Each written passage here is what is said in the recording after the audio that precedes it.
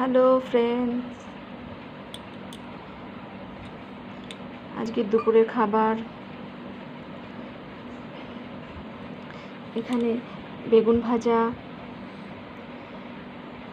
লতি কালকেও করেছিলাম, কিছুটা ফ্রিজে ছিল, খুব ভালো ছিল লতিটা।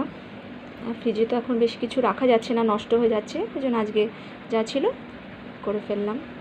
এখানে ডাল, এখানে ডিমের একটা কারি, ডিম কারি একটু মাখা মাখা করে, আবার একটু ঝোল, আর এখানে একটু সাদা ভাত, কাঁচা লঙ্কা, আর দুটো কুমড়োর চপ বা কিছু বলে, কি বলে ঠিক জানি না, বেগুনির মতো। আর তার সঙ্গে বাড়ির তৈরি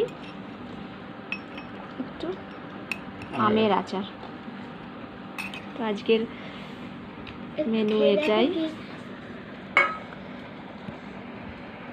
আজকের মেনু কেমন ছিল একটু জানাবেন।